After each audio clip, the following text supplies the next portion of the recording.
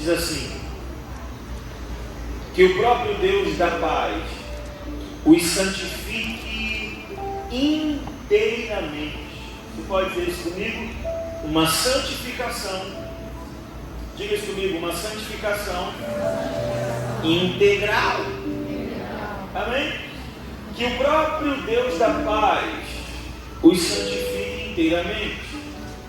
Que todo o espírito, alma e corpo de vocês seja conservado irrepreensível na vinda de nosso Senhor Jesus Cristo. Amém? Eu queria convidar você, para você botar a mão no seu coração. Pai, nós queremos te pedir em nome de Jesus, fale conosco através da sua palavra. Nos dê entendimento, nos dê clareza, nos dê revelação. Ilumine os olhos do nosso entendimento, para que possamos acessar as revelações por trás da letra. Nós cremos na revelação do Espírito, por isso oramos o que o salmista escreveu em Salmo 119, verso 18: desvenda os nossos olhos, para que possamos ver as maravilhas da sua palavra. A sua palavra é lâmpada para os nossos pés, é luz para os nossos caminhos. Por isso nos dê entendimento. Queremos sair daqui entendendo, por mais que eu não goste do que eu ouvi, mas eu quero entender sua palavra. Fale conosco, é o que nós te pedimos no nome santo de Jesus, e você diga amém. Amém. Meus amigos, um dos desafios da vida cristã não é acontecer, é permanecer. Um dos desafios da vida cristã não é ter agenda, é permanecer fiel até o fim. Um dos desafios da vida cristã não é ter um óleo derramado na cabeça em dia de consagração, é permanecer.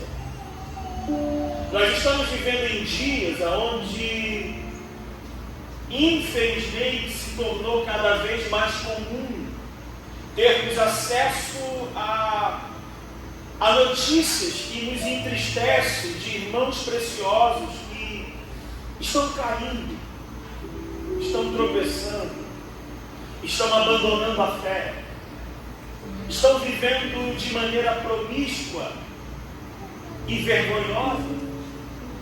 E por favor, não estou me colocando em uma condição superior a ninguém e nem querendo puxar você para esse lugar. Na verdade, eu vim disparar um alerta que aquele que está em pé, cuide-se para que não caia.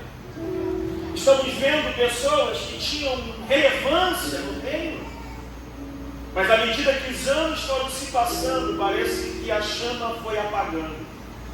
O zelo pela presença foi se perdendo. O santo temor desapareceu. E esse pensamento, ou esses pensamentos, têm invadido o meu coração nos últimos dias. Parece que toda semana é uma notícia nova. Toda semana é um zap que você recebe dizendo: está sabendo?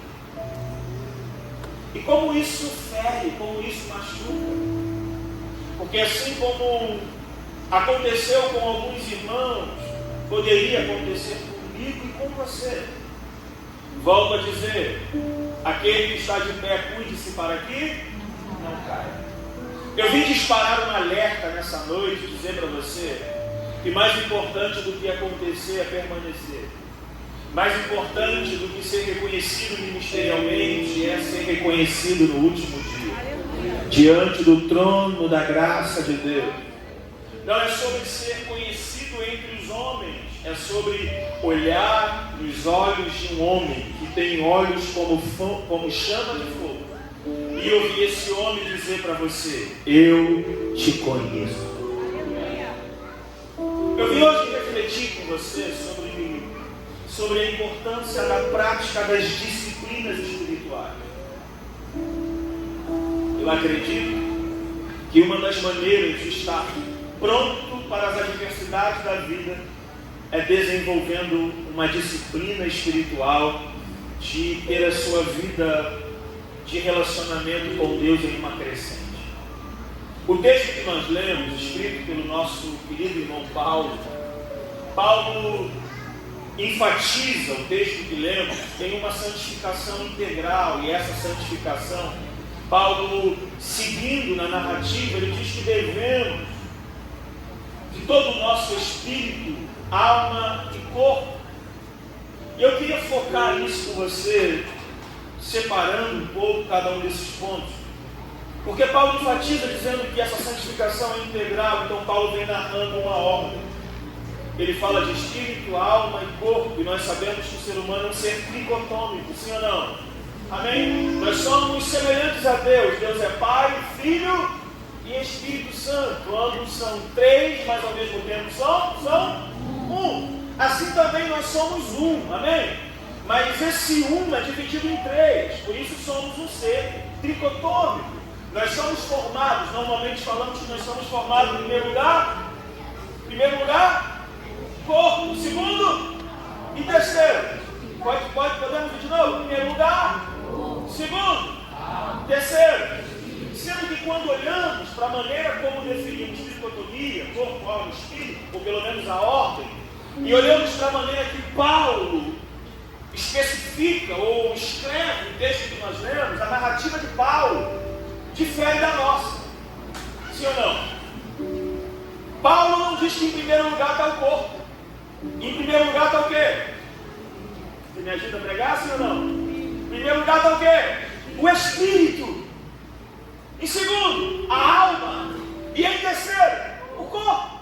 Mas na nossa narrativa, quem está primeiro? O corpo. Gil, mas a ordem não tem poder de mudar nada. Claro que tem. Se em primeiro lugar está o corpo, define, isso significa que em primeiro lugar eu vou dedicar mais tempo àquilo que está em primeiro lugar na minha vida. Por isso que você trabalha demais e ora de menos. Por isso que você se esforça para tudo o que envolve a terra, mas tudo que envolve a eternidade, você não tem tanto interesse. Por quê? Porque a prioridade está no corpo e não no espírito. Se o espírito estiver em primeiro lugar, você vai viver Mateus 6,33. Buscai em primeiro lugar. Por isso que vivemos hoje um cristianismo onde quando sobra tempo, nós dedicamos o tempo a ele. Quando Paulo nos ensina que devemos remir o tempo. Para quê? Para sobrar mais tempo para ficar com ele. E não quando sobrar. Porque nunca vai sobrar. Porque a carne milita contra o espírito. Ela guerreia contra o espírito. Acredite no que eu vou dizer para você. A sua carne nunca aceitará Jesus. Nunca.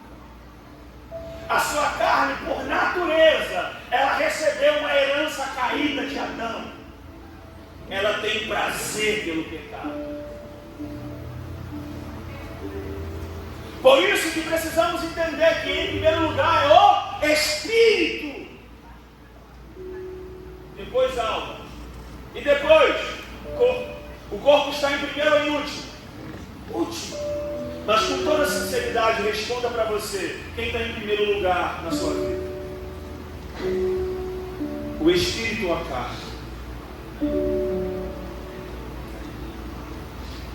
A grande verdade é se quem estiver em primeiro lugar da nossa vida vai determinar quem estará governando ela. Aleluia. Sabe por que talvez você está numa guerra de não conseguir vencer pecado? Porque a carne está governando, ela está em primeiro lugar. Sabe por que esses ataques nas suas emoções? Então a alma está em primeiro lugar. Chegou a hora de mudar a ordem. Chegou a hora de botar a carne para último, a alma pelo segundo, e dar o troféu de campeão para o espírito. Colocá-lo em primeiro lugar. Por quê? Porque precisamos andar em espírito. Viver uma vida no espírito. Se nós não compreendermos isso, nós falharemos em nosso relacionamento com Deus. Quer ver um exemplo? Quem aqui, quando foi pegar a Bíblia para ler em algum momento do seu dia, da sua correria, você foi parar para ler a Bíblia, quando você pegou a Bíblia, deu sono na mesma hora? Quem já aconteceu isso aí? Que é isso? É a carne protestando. Porque a carne sabe que se você meditar no livro da lei de dia e de noite, aleluia, ela não vai ter mais força para pecar. E o Espírito governará sobre ela. Você está comigo aí?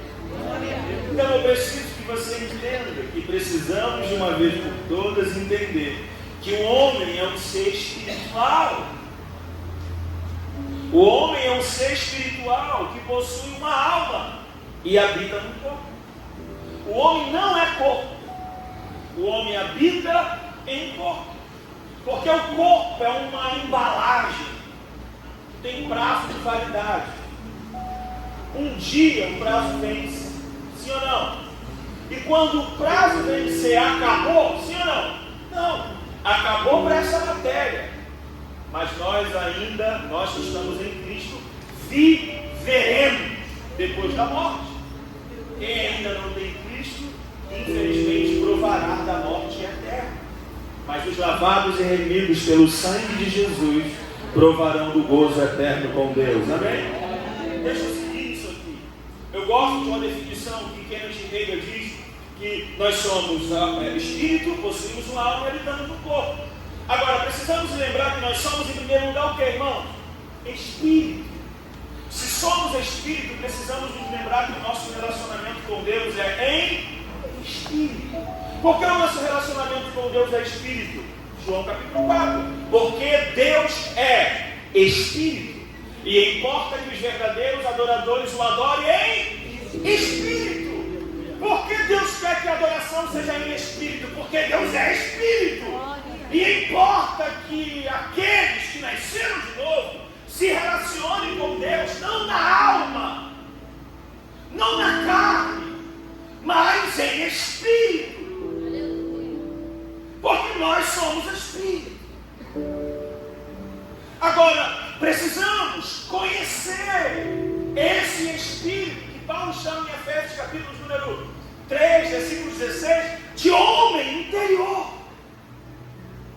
Homem interior. Precisamos nos lembrar que esse homem interior, ele aconteceu uma fatalidade com ele lá no princípio, em Gênesis capítulo 3. Deus havia dito para o homem, você sabe da ordem, o jardim, esse lugar, o Éden, dentro do Éden tinha um jardim, que era como se fosse um templo, um lugar onde a presença manifesta de Deus se revelava, e o homem tinha comunhão plena com Deus. O nível de presença que Adão vivia no jardim é o que chamamos de presença manifesta de Deus. Existe uma diferença entre a onipresença de Deus e a presença manifesta. A onipresença de Deus é saber que Deus está em todos os lugares. Você promete não se escandalizar? Diga amém. Deus está agora, dentro de um prostíbulo. Quem sabe? Deus está agora dentro de um baile funk, dentro de um ponto onde estão vendendo drogas. Deus habita em todos os lugares. Depois você leia Salmo 139. O salmista nos ensina que não tem como fugir dele. Ele está em todo lugar. O que é isso? É a onipresença de Deus. Deus está aqui agora, como está lá no Japão agora. Ele preenche toda a terra. Ele é Deus. Isso é a onipresença de Deus. Mas o que Adão vivia não era a onipresença, era a presença manifesta de Deus. E o que é a presença manifesta de Deus? Era uma presença tão real que quando Moisés se levantava para ir entrar lá na tenda do encontro, os hebreus ficavam de fora das suas tendas olhando, e de repente ele chegava com uma presença tão real, tão palpável, tão visível. E quando Moisés entrava na tenda, ele descia. A presença manifesta de Deus é um nível de presença que quando Salomão decide inaugurar o templo de Salomão, ele veio e encheu a casa, de modo que os sacerdotes não conseguiam cantar, ministrar ao Senhor, porque o dono da festa tinha chegado. O que é a presença manifesta? É Adão se justificando porque se escondeu. Adão diz: eu me escondi porque eu ouvi os seus passos se aproximando. Adão está dizendo: não, ele não vinha voando. Eu ouvia quando os galhos secos começavam a quebrar no jardim, e eu entendia: ele está chegando. A presença manifesta é um lugar que só cabe um, e se ele estiver lá dentro, você não conseguirá entrar, porque a presença manifesta é uma presença real, palpável. Eu não sei você, mas eu estou cansado de culto para homens. Eu estou cansado de cultos para massagear ego de quem não teve encontro com Deus ainda. Eu estou à caça dele. Eu estou à procura dele. Eu não quero mais viver agarrado ao que ele fez, mas tão antenado ao que ele está fazendo, ao ponto de João 3,8 diz que ninguém, o vento sopra, ninguém sabe de onde vem nem para onde vai. Assim é todo aquele nascido do Espírito. Nós precisamos voltar a ter encontros gloriosos com a sua presença. Porém, a grande verdade é que Gênesis 3, lembra da conversa da serpente com a mulher? A serpente pergunta: como foi mesmo que Deus disse?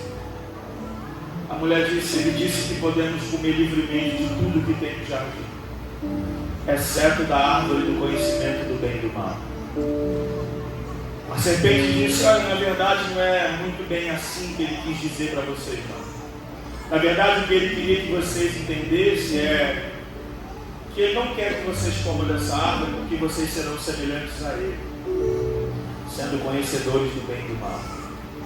Isso chama a atenção da mulher. A mulher se encanta agora, prova do fruto, leva para Adão, Adão prova do fruto.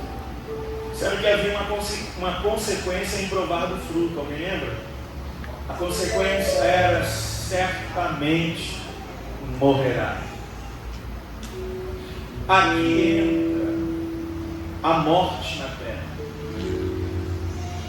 Adão passa a provar a partir disso uma dupla morte. Uma morte no seu corpo físico, que ele provaria mais para frente, e uma morte espiritual. Quem morreu nesse fato foi esse homem interior, foi o nosso espírito.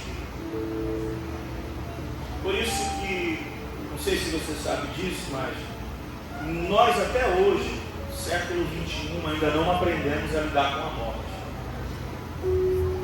Você não consegue lidar quando você vê quem você ama dentro de um caixão. A verdade, faltam até palavras para tentar consolar alguém.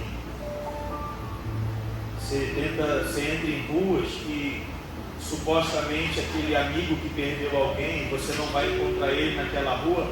Não é porque você não ama essa pessoa, é porque você está sem jeito de não saber o que dizer. Porque nós não sabemos lidar com a morte? Porque nenhum de nós foi feito para ela. Nós fomos feitos para viver eternamente. Adão não foi feito para morrer no jardim. Porém, quando cometeu o pecado, lembra de Romanos 6,23, o salário do pecado é a morte. O pecado gera morte. Então, além de agora o homem passar a ter prazo de validade depois do pecado, o ser humano passou espiritualmente a herdar a natureza caída de Adão. E essa natureza, ela tem o seu espírito morto. Por isso que Paulo vai falar sobre isso em Efésios capítulo 2, versos número 1, 5 e 6. Vai tratar dentro desse contexto, dizendo que antigamente o nosso espírito estava morto por causa das nossas transgressões e pecados. Por isso eu queria que você entendesse que há uma grande necessidade de ultrapassarmos essa morte do nosso espírito. E para isso só tem um meio de mudar esse quadro: nascendo de novo. Lembra da conversa de João 3? Jesus está conversando com Nicodemos.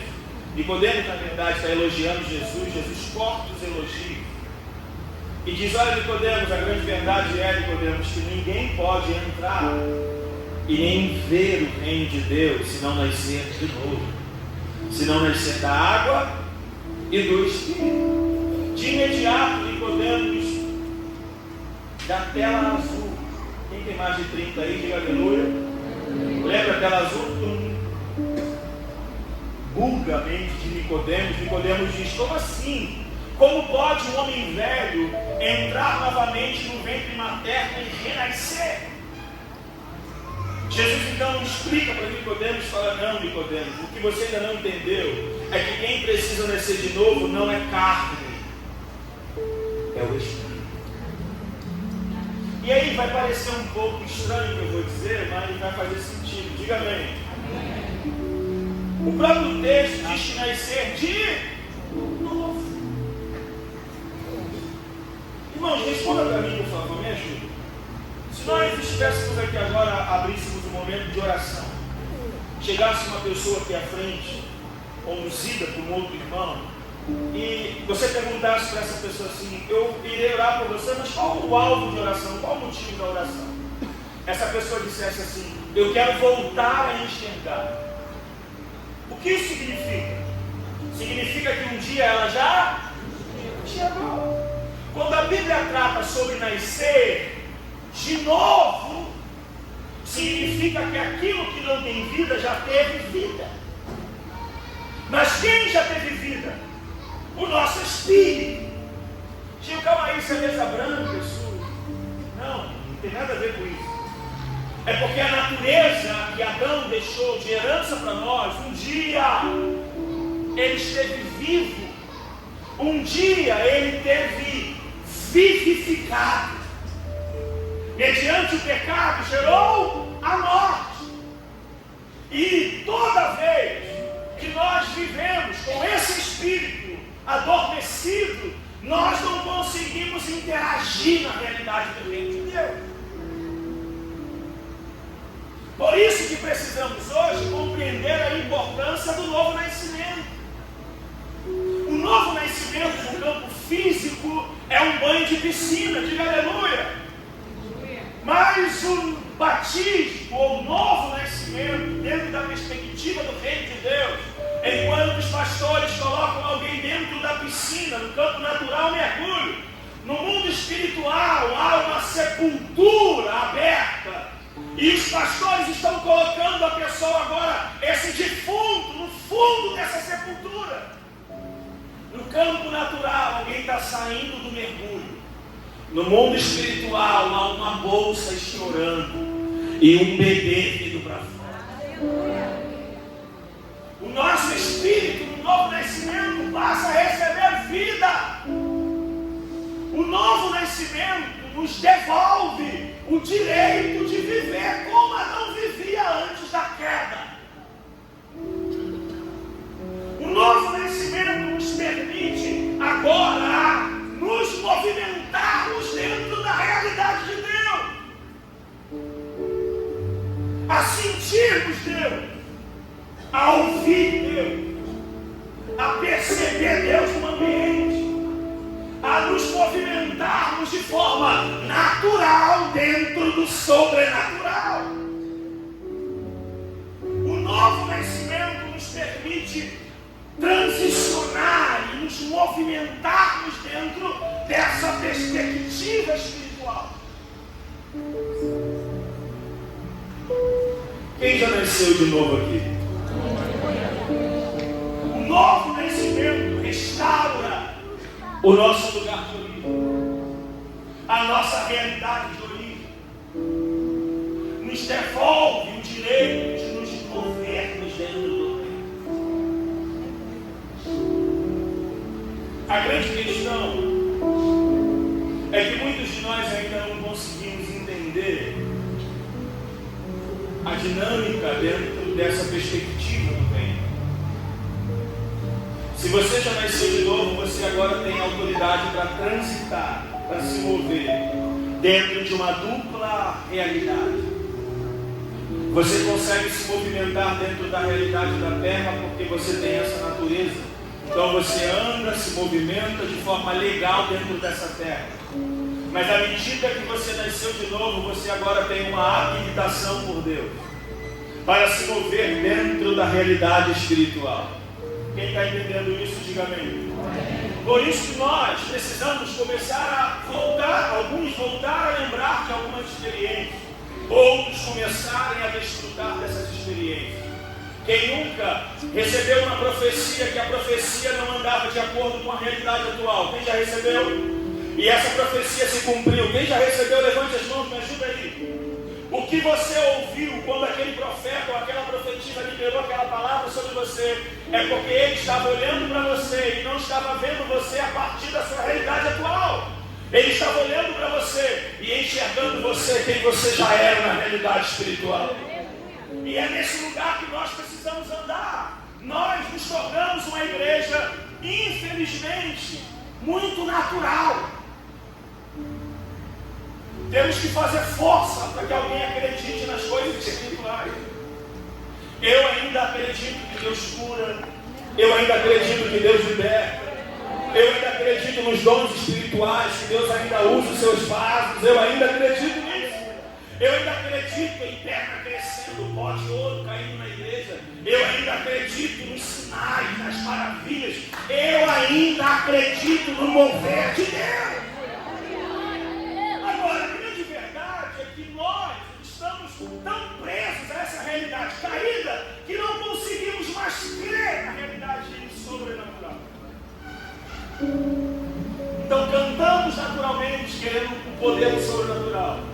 Pregamos vivendo uma vida natural, querendo manifestações sobrenaturais. Então, querido, o que é carne é carne, o que é do espírito é espírito. Não tem como debruçar na carne e querer manifestações espirituais.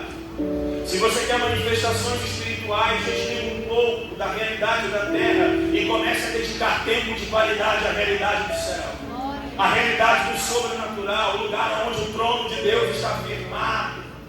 Você está comigo aqui? Então eu preciso que você entenda que aqueles que nasceram de novo estão assentados com Cristo nas regiões celestiais. E quando nós acessamos essa verdade, nós precisamos começar a nos mover dentro dessa perspectiva de vida. Vou perguntar mais uma vez, quem nasceu de novo aqui, diga amém. Nós nascemos de novo. E esse novo nascimento devolveu a você, eu vou ser redundante nisso, uma habilidade de se mover dentro da realidade do sobrenatural, da realidade do reino de Deus. Eu vou contar uma história para você ver. Eu ouvi alguns anos atrás o testemunho de uma senhora que disse que o filho dela era muito abençoado. Quem entende a expressão abençoado? E um belo dia essa senhora vai a um culto.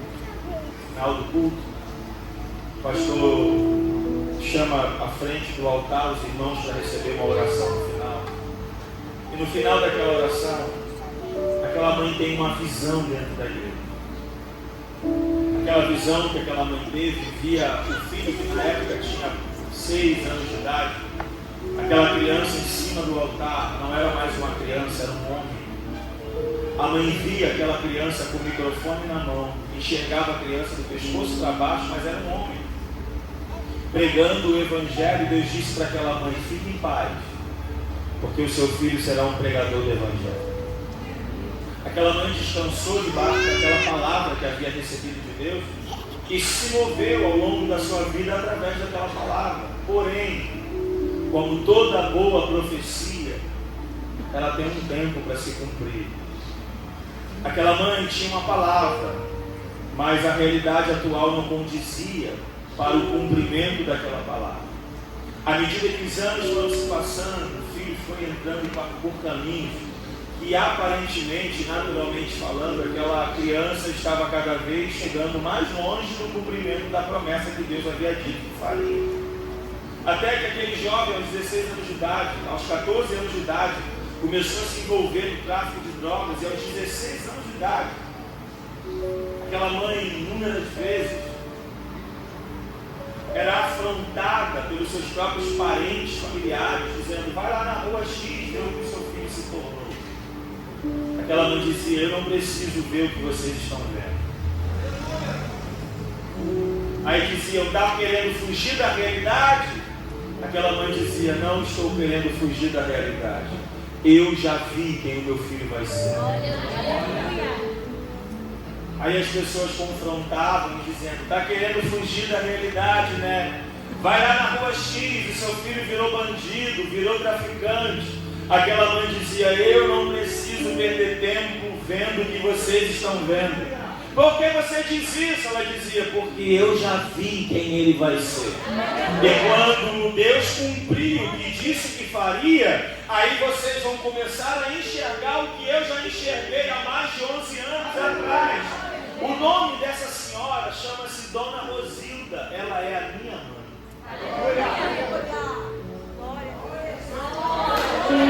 O que eu quero que você entenda, por favor, pare de olhar para a sua vida, para o seu casamento, para o seu ministério, para os seus filhos, a partir da realidade da terra. Meu amigo, eu vim chamar a profética para subir hoje para um lugar alto.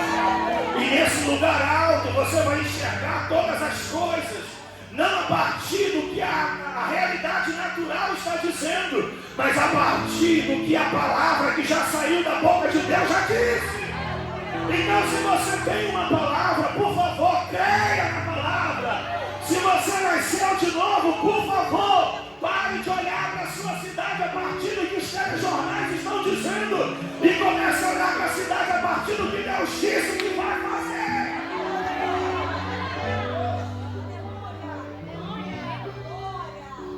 Eu vim hoje olhar para alguém e dizer para você: olha, 96, não, 96, minha mãe viu o que vocês estão vendo agora. Eu saio, minha mãe manda mensagem: filho, você está em casa? Não, mãe, saí para pregar. Está viajando, filho? Minha mãe fala: vai lá, filho, tem corações precisando de você. Eu estou liberando uma palavra para alguém aqui. Os seus pés vão pisar pela primeira vez em lugares que você já esteve lá. Minha mãe, quando me vê saindo de casa hoje para chegar numa igreja que eu nunca fui, minha mãe já tinha me visto em cima daquele altar com o microfone na mão, pregando o evangelho. Eu vim dizer para alguém que tem uma palavra de Deus: os anos não têm poder de neutralizar o poder da promessa. Os anos não têm poder de impedir o cumprimento daquilo que Deus disse que faria. Se você tem uma palavra, você tem tudo. Se você tem uma palavra, você já tem os recursos necessários para chegar aonde Deus disse que você chegaria. Se você tem uma palavra, você não precisa de conexões. Você já tem tudo o que precisa.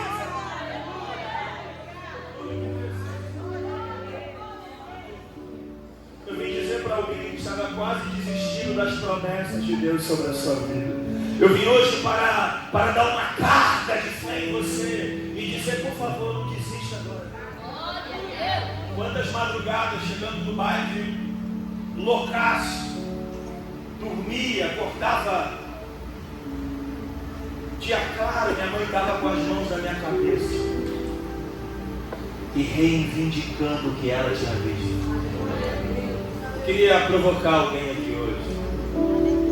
Sobe um pouquinho. Você já nasceu de novo, querido. Pare de andar a partir da realidade natural. Minha mãe viu em 1996 eu com o microfone na mão. 10 anos depois, 2006, eu estou andando pela comunidade de mochila, fuzil na mão. Quando eu chegava numa esquina, um pastor que está lá há 24 anos de idade, do lado de uma mesa extensa de vários tipos de drogas. Esse pastor está até hoje, 24 anos, tem 60 e poucos anos, um folhetinho na mão, entregando folheto, botando a mão na cabeça dos traficantes e orando. Há 24 anos. Quando eu chegava de fuzil na mão, de longe ele me via vindo na esquina e ele gritava. De fuzil na mão. Ele gritava: Pastor Gilberlan, eu estou vendo você pregando o Evangelho para uma multidão. Não, meus amigos, eu não saí de casa para cumprir uma agenda. Eu saí de casa para cumprir uma profecia que foi dita ao meu respeito. Assim como eu estou vivendo o cumprimento de uma palavra, eu sei que tem uma palavra de Deus sobre a sua vida, sobre a sua casa, sobre o seu ministério. Quem tem uma palavra de Deus aqui? Então nós precisamos começar a andar nesse lugar. Um lugar onde não existe nada impossível. Eu pergunto, você me responde, por favor. Uma dívida de R$10 é muito ou pouco? Muito ou pouco? Uma dívida de $10 milhões é pouco ou muito? Eu te pergunto agora, R$10 para 10 milhões, para Deus, tem diferença? Não? Se você sabe disso, por que para você é muito e o outro é pouco? Se Deus me chamou para andar em um lugar onde tudo é possível. Eu vim hoje para arrancar você da terra e puxar você para o alto. Porque nesse lugar tudo é possível. Nesse lugar não existe falta de provisão. Nesse lugar não existe um estoque de remédios. Não. Ele é a cura. Nesse lugar não tem falta de nada. Então, e por que está faltando algumas coisas? Porque nós não estamos acessando aquilo que já está disponível. Aleluia. Você está comigo ainda? Então nós precisamos aprender e crescer nessas verdades. Tio, mas como fazer isso? A prática das disciplinas espirituais. Conhecemos o nosso homem interior, a queda, novo nascimento recebida. Através do sangue de Cristo na cruz, através da ressurreição de Cristo, nós passamos a ter vida no nosso espírito mediante o recebimento de Cristo. Quem recebeu Jesus como Senhor e Salvador aqui? Amém? Então agora o seu espírito foi vivificado. O mesmo espírito que ressuscitou Jesus dentre os mortos é o mesmo espírito que trouxe vida ao seu espírito. Hoje o nosso espírito tem vida em Deus. Diga amém. Nós estamos vivos espiritualmente. Agora, já que estamos vivos espiritualmente, precisamos cultivar o hábito da disciplina. Para quê? Para que esse espírito novamente não morra. É aqui que está o grande problema da nossa, não da nossa fé, mas o que tem feito muitos irmãos perderem a fé. Porque eles nasceram de novo espiritualmente. E esse novo nascimento, o espírito, ele está tão vivo quanto a carne. Eu pergunto, você me responde, por favor. Se o nosso espírito está tão vivo quanto a nossa carne, eu pergunto, você me responde, por favor, não brigue, os irmãos fitness, não brigue com os irmãos que vivem de qualquer jeito. Aleluia! Aleluia! Irmãos, quantas refeições, eu estou falando de um ser humano normal, amém? Quantas refeições por dia você faz? Estou falando de um ser humano normal, tá? 3, 4, vamos ficar com 4? Amém? Quando meu irmão falando 8, eu falei, ainda bem que eu estou assim, você não vai nunca na minha casa. 4 refeições, amém? 4. Se você não cumprir essa disciplina de se tomar café, almoçar, lanche, janta, irmão, se você não fizer isso por alguns dias, o que é que vai acontecer com o seu corpo físico? Oi? Você vai ficar fraco, vai ficar anêmico, vai adoecer e no final disso é o quê? É o quê? Morte. Agora vamos lá. Você alimenta 4 vezes o seu corpo físico por dia. Eu pergunto, isso é o espírito. Quantas vezes você está alimentando ele? Vou pegar ele por semana. Aleluia. Oi?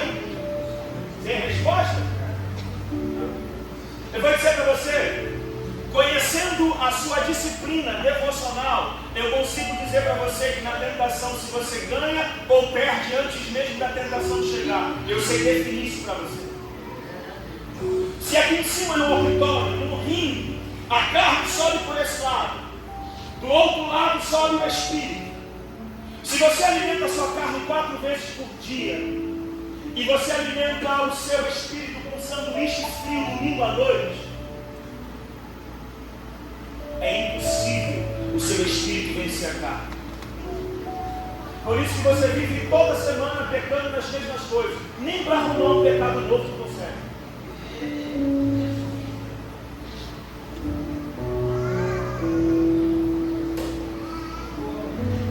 Então, quando chega o momento da briga, sobe um espírito anêmico, desnutrido. E do outro lado, há uma carne em dia,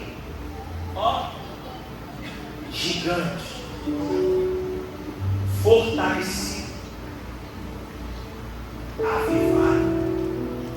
Quando a tentação surge, quem você acha que ganha? A carne ou o espírito? Oi? Quem tiver mais alimentado.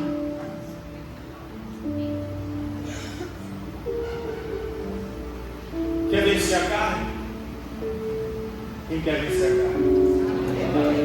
Então quero aconselhar você a começar a ter disciplina, a começar a cultivar o hábito de ter disciplina, de ter o seu momento com Deus, de separar um momento do dia, assim como você separa um momento para tomar café, assim como você separa um momento para almoçar, assim como você separa um momento para lanchar, assim como você separa um momento para jantar. Comece a separar um momento para dobrar os joelhos, para desfolhar o livro da lei, nele meditar de dia e de noite.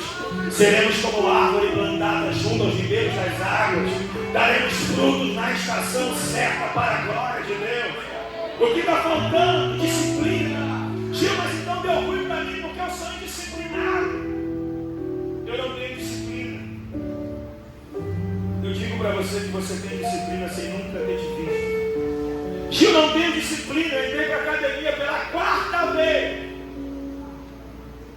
E a última comprei garrafinha, foco, força e fé. Pensando que ia, mas deu ruim também. Eu pergunto, você me responde. O grande problema, eu vou encerrar daqui a pouco, mas eu preciso dizer isso. O grande problema é que a gente tem sido muito intenso, sem ter constância. Intensidade sem constância não adianta. Para nós não é interessante você ler 10 capítulos da Bíblia hoje, se amanhã você não vai abrir a Bíblia. Para nós não é interessante você ir para o monte, passar uma semana no monte orando, se quando descer do monte você não vai voltar para o quarto secreto para orar. Porque a intensidade não substitui a constância. Precisamos provocar um casamento aqui na profética da irmã Constância com o irmão Intensidade. Se tiver uma irmã Constância, me perdoe, tá, irmão? Precisamos provocar esse casamento. Para nós é interessante ler um capítulo por dia, mas todo dia está diante dele.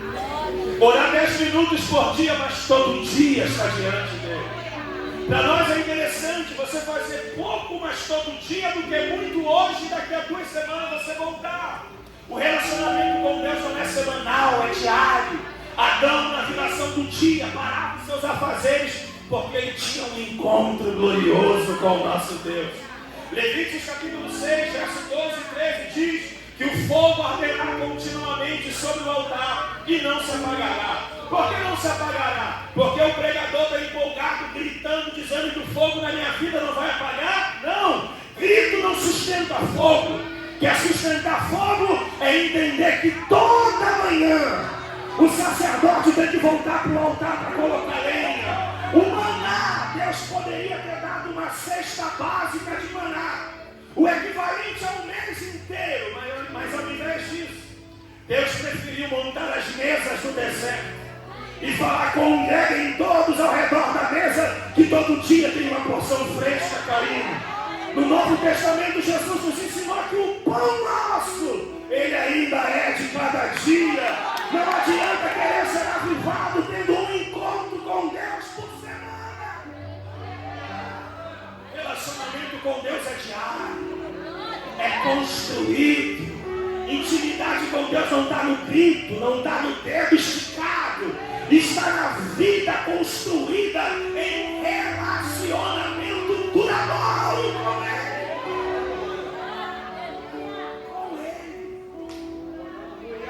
Com Ele.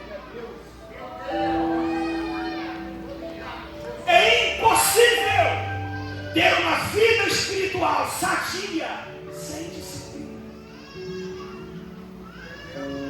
Salomão, em Provérbios, capítulo de número 5, versículo número 23, ele vai dizer: ele morrerá pela falta de disciplina. Sem disciplina, os seus dias espirituais estão contados. Alguém tem que dizer isso para você. Sem disciplina, você vai viver sempre se arrastando até o momento que nem força para se arrastar você vai ter mais. Tio, mas eu não tenho disciplina. Já tentei na academia 30 vezes e nada. Eu não te conheço, mas provo para você que você tem disciplina. Quem aqui trabalha, diga eu. Quem já trabalhou, diga aleluia. Quem vai trabalhar pela fé, dá uma aleluia, glória a Deus aí. Eu pergunto, você me responde, por favor. A não ser que você seja o dono da empresa. Mas você chega lá no trabalho a hora que você quer? Não? No meio do dia você não está afim de trabalhar, você vai embora, é assim? Ou então no meio do dia você fala assim: estou com fome, vou comer logo agora. É assim, gente? Não, né? E aí no meio do dia você não está afim, você quer voltar para casa? Não, não é assim. Você precisa calcular a distância da sua casa até o local do seu trabalho. E aí você tem que fazer a logística. Se você vai de carro, de bicicleta, de jumentinho, de cavalo, de transporte público. Então você tem que acordar no horário que dê tempo de você se organizar e ir para o ponto de ônibus, pegar o transporte, chegar até o trabalho, bater o ponto lá, para começar a sua jornada diária. Mas eu acredito que você, quando acorda naquele inverno gostoso, uns 15 graus, vamos pegar leve, uns 15 graus, aquela chuvinha gostosa caindo, você levantando 5 horas da manhã para ir trabalhar, você pega o guarda-chuva, quando pega o guarda-chuva, descobre que o guarda-chuva está com 3 perninhas quebradas, aleluia. Irmãos, eu acredito que você acorda, vai andando na chuva, falando em línguas e glorificando a Deus, sim ou não? Não, fala a verdade, você queria trabalhar nesse dia? Queria, sim ou não? Mas eu te pergunto, você foi, sim ou não? Porque eu ainda não consigo entender como você consegue ter disciplina por um salário e não consegue ter disciplina por amor.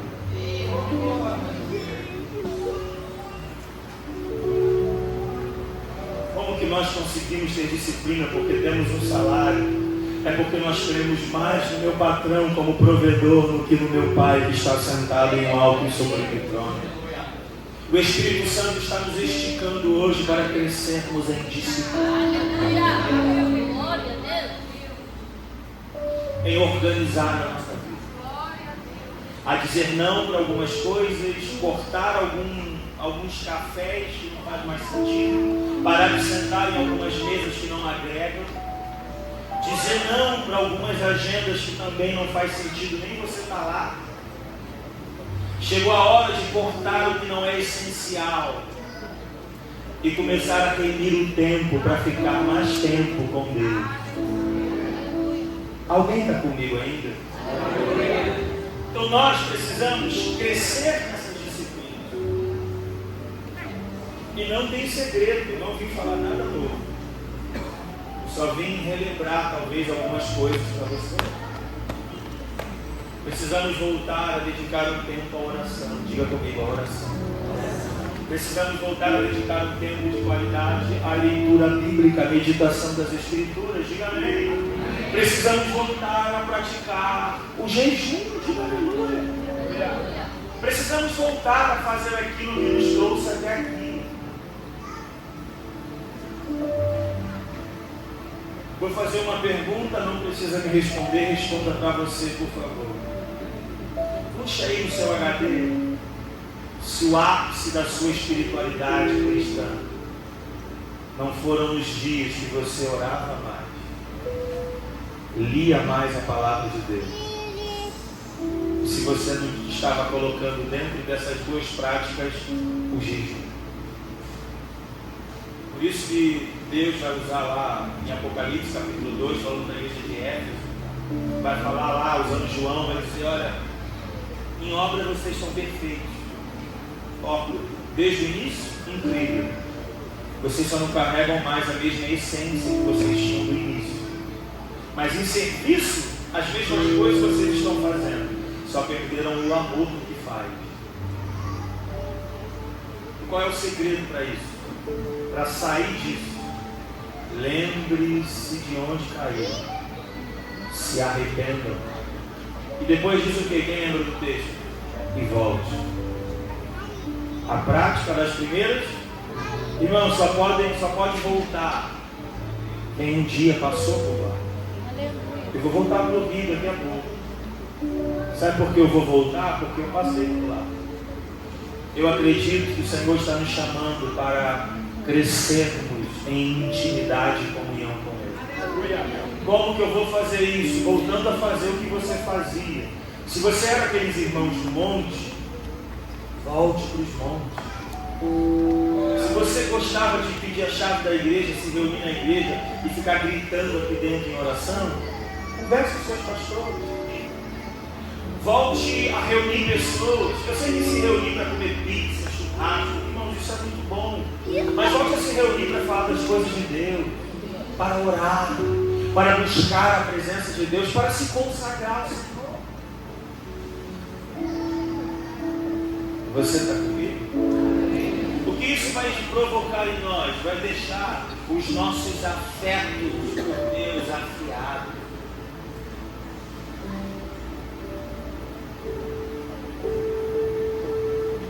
Precisamos parar de ter desejo de encontrarmos com Deus apenas quando nós temos oportunidade de trabalhar para Deus.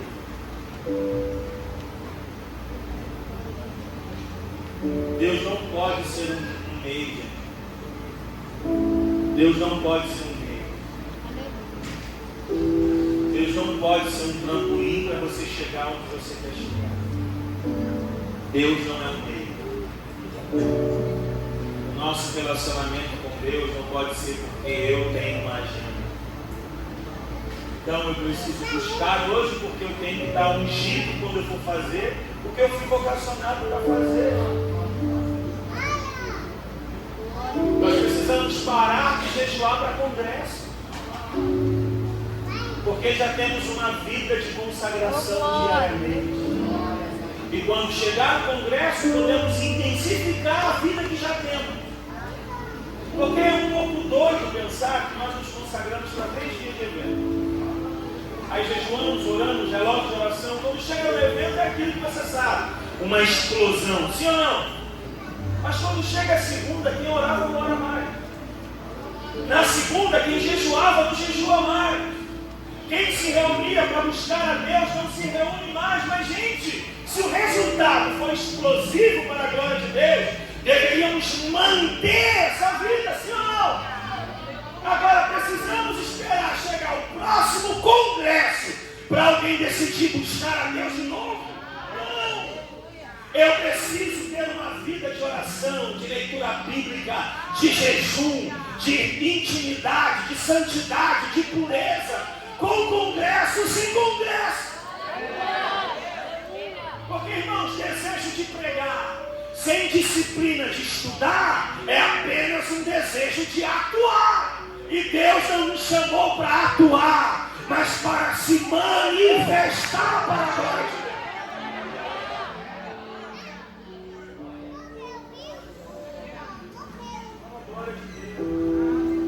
Então Deus, quando olhar para mim, olhar para você, Ele não pode ver um personagem.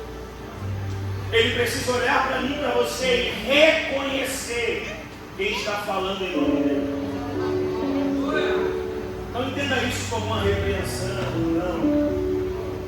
Entenda isso como um despertar para nós. Voltemos a esse lugar. Ao lugar onde o único interesse era encontrá-lo. Lembra de quando você orava e não tinha nenhum desejo de estar ungido para alguma atividade? Você só queria encontrá-lo na oração.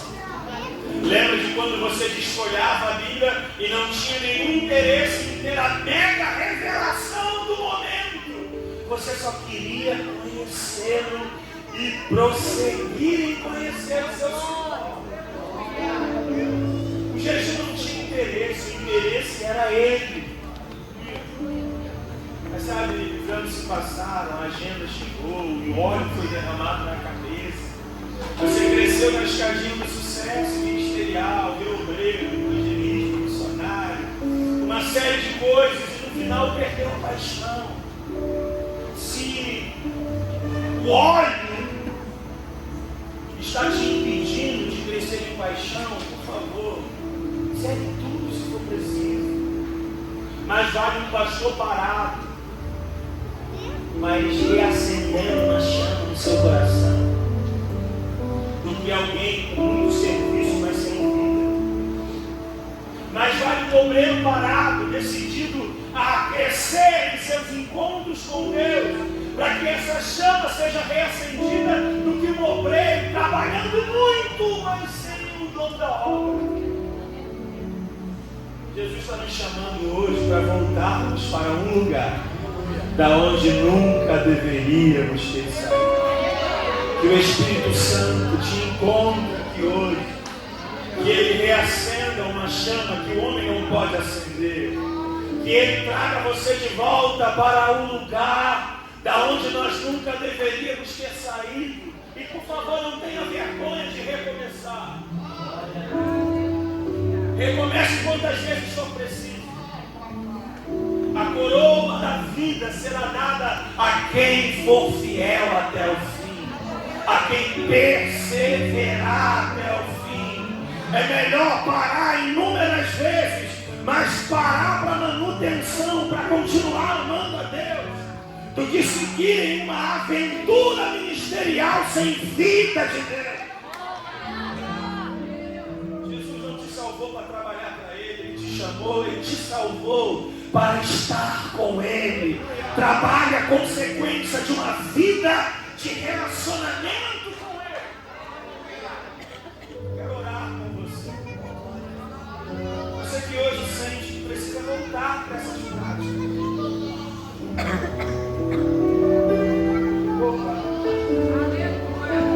Eu sei que nós sabemos o que fazer, mas às vezes não conseguimos fazer o que sabemos. Quantas vezes você sabe que precisava ler a Bíblia, botou a Bíblia diante de você e não conseguia abrir ela? Mais do que nunca nós estamos sob ataque desses últimos anos. A frieza está querendo atingir os nossos corações.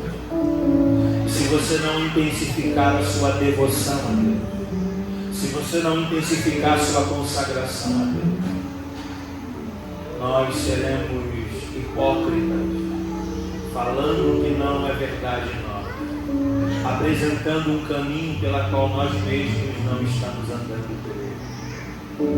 Mas louvado seja Deus pelo aniversariante de hoje.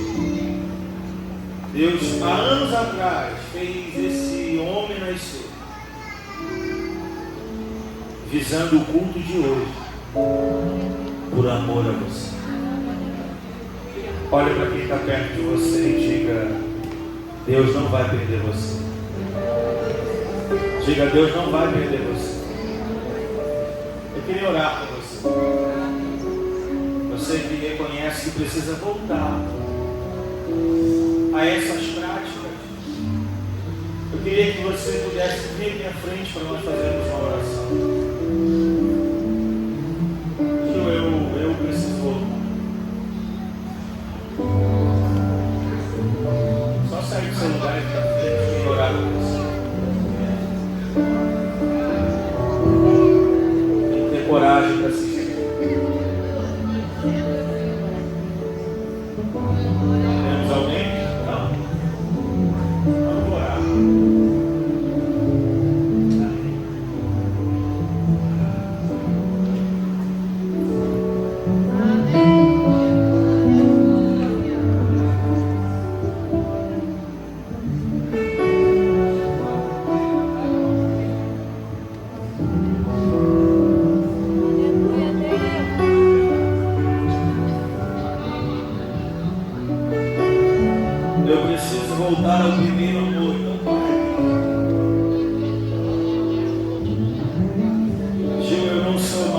mesmo que eu era. Eu era aquele cara que andava pelas ruas de Rio Bonito com um folhetim no bolso. Eu ia no mercado e eu estava evangelizando, eu estava falando de Jesus.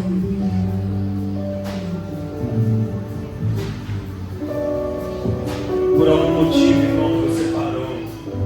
Eu queria orar por você. Temos mais alguém? Tem 4 jovens voltando para Jesus aqui. Você pode aplaudir para Jesus?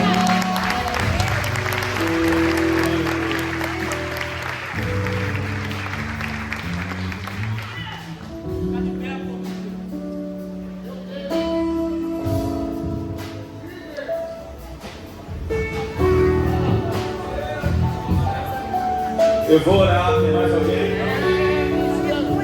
Por favor, se essa palavra é para você, só corre aqui. Eu sei que de repente você está pensando assim, mas eu vou me expor. Talvez você é um ministério, talvez você é líder. E aí você fica naquela guerra, mas eu vou me expor. Eu estou aqui no meu lugar e Jesus me conhece, conhece o meu coração. É verdade, Ele conhece. Há uma necessidade de nós fazermos uma confissão pública.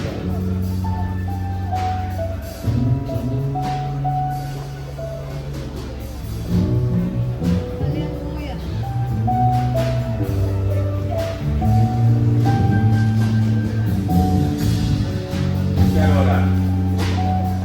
Pai, eu oro em nome de Jesus. Amado Espírito Santo, foi o Senhor que acendeu a chama em nossos corações. A nossa missão não é produzir o nosso próprio fogo, pois isso é chamado de fogo estranho na sua palavra. A nossa responsabilidade é manter o fogo aceso. Fogo esse que o Senhor acendeu. E Deus, devido às circunstâncias da vida, por N motivos, alguns dos nossos irmãos deixaram esse fogo apagar, ou está menor do que era. Talvez hoje não carregam mais o brilho do primeiro amor em seus olhos. Talvez a alegria da salvação está distante dos meus irmãos. E eu te peço, por favor, Senhor, reacenda essa chama. Traga a alegria da salvação. Traga o primeiro amor novamente. Eu te peço, Senhor, derrama do seu Espírito sobre os meus irmãos, renovando eles, enchendo com o Espírito, renovando em nome de Jesus. Vocês que são batizados no Espírito e há muito tempo não falam em línguas, por favor, seja cheio do Espírito Santo aí, volte a falar em outras línguas agora. Seja renovado pelo Espírito Santo. Sinta a alegria de edificar a si mesmo, edificando o seu homem interior. Edifique-se a si mesmo. Quem fala em línguas não fala aos homens, mas em mistérios fala a Deus. E a língua só tem uma utilidade: edificar esse homem interior, o seu espírito. E você talvez que nunca falou em língua, receba o batismo em nome de Jesus. Comece a falar em outras línguas agora, conforme o Espírito Santo te capacita. Conforme o Espírito Santo te capacita. Em nome de Jesus. Em nome de Jesus. Amém? Quem que você olhasse para cá, vou terminar agora. Quem pode, quem está orando, permaneça orando. Eu queria propor um desafio para você manter esse fogo. Queria convidar você a pegar o livro de João. João tem 21 capítulos. desafiar você a partir de amanhã. Começar um propósito de 21 dias de jejum, oração e Bíblia. Você vai passar 21 dias olhando para o livro de João. Qual livro eu disse? João. Quantos capítulos por dia?